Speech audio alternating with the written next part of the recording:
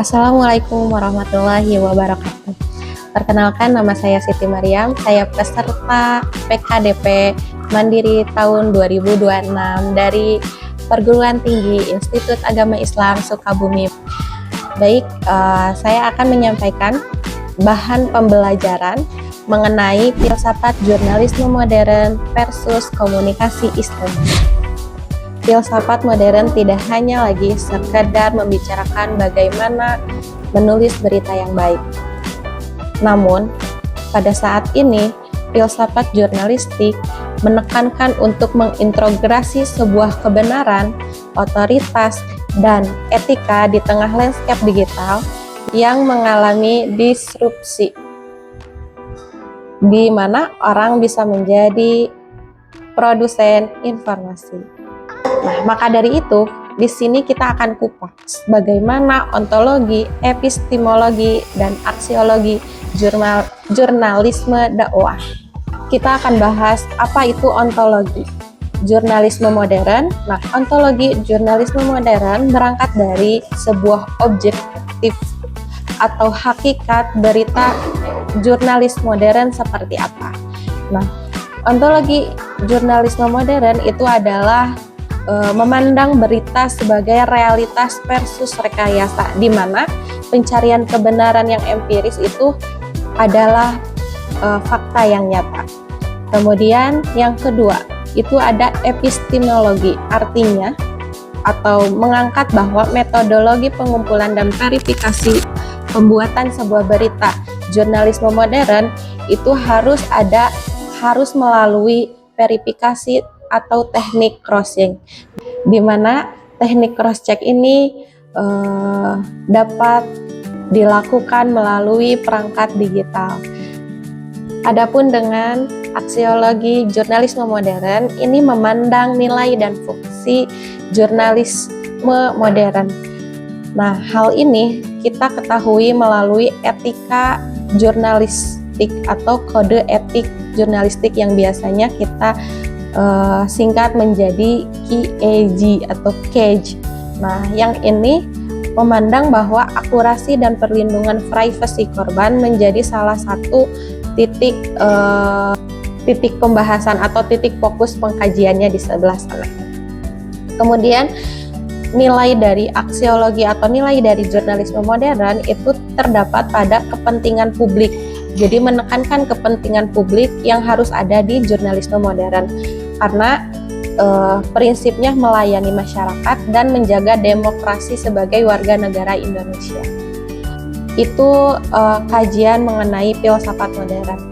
Sekarang kita bahas mengenai komunikasi Islam. Apa itu komunikasi Islam? Pada hakikatnya, komunikasi Islam ini adalah proses pesan yang bersumber dari Al-Quran dan Al-Hadis yang dilakukan secara sadar demi mencapai kebahagiaan dunia maupun akhirat. Komunikasi Islam bersifat teosentris sekaligus humanis, artinya menghubungkan interaksi antar manusia dengan Tuhan dan antar manusia dengan manusia lainnya. Selanjutnya ini ada karakter utama komunikasi Islam.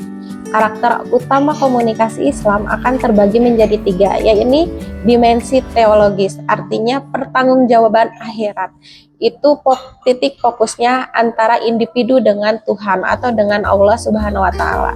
Kemudian yang kedua, karakter utama komunikasi Islam itu harus adanya prinsip tabayun, yang mana tabayun ini artinya verifikasi berdasarkan Al-Quran surat Al-Hujurat ayat 6, yang mana ketika datang suatu kaum membawa berita yang bohong, maka kita harus sebagai orang muslim, kita harus mampu untuk memverifikasi berita tersebut sebelum kita mempercayainya. Kemudian yang terakhir itu ada misi amar ma'ruf nahi munkar, yaitu kita sebagai orang muslim, kita harus mengingatkan untuk mengajak kebaikan dan menghindari keburukan. Selanjutnya, apa itu tantangan komunikasi Islam di era digital ini? Yang mana ketika dihadapkan pada realitas media sosial saat ini, komunikasi Islam menawarkan solusi atas penyakit komunikasi modern. Nah, di sini ada 3 aspek realitas media digital pada saat ini. Yang pertama, aspek fenomena gibah dan namimah. Biasanya gibah dan namimah di media virtual ini itu terkelompokkan menjadi beberapa aspek, seperti ada gosip, cyberbullying, dan adu domba. Nah, realitas digital ini ketika dihadapkan dengan pendekatan komunikasi Islam, ketika menghadapi gosip, cyberbullying, dan adu domba, itu harus adanya penggeseran larangan mencari kesalahan orang lain. Jadi ketika konteksnya jurnalisme dakwah, maka kita tidak boleh lagi mencari-cari kesalahan orang lain atau istilahnya tajasus, dan menjaga lisan ataupun jemari kita pada saat kita memproduksi berita Islami. Kemudian realitas media yang kedua itu ada algoritma polarisasi, artinya mempertajam konflik demi kepentingan pribadi.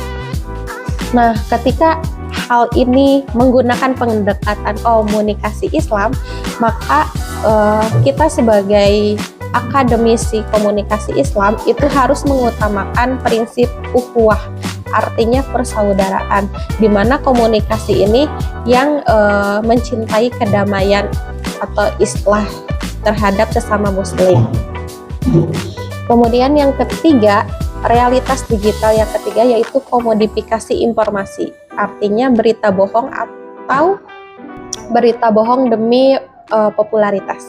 Nah, hal ini ketika dikaitkan dengan komunikasi Islam bisa melalui pendekatan menempatkan kejujuran akademis atau jurnalistik dengan sifat sidik amanah di atas keuntungan materi atau di atas kepentingan pribadi. Nah, seperti itu pembahasan mengenai filsafat jurnalisme modern dan komunikasi Islam. Closing statement pada saat ini, saya akan menyampaikan bahwa pada akhirnya komunikasi yang akan kita bangun hari ini bukan sekedar bertukar kata, melainkan tentang bagaimana kita bersama-sama merawat kebenaran dan menebar kemaslahatan bagi sesama muslim. Terima kasih. Mohon maaf atas segala kekurangan. Wassalamualaikum warahmatullahi wabarakatuh.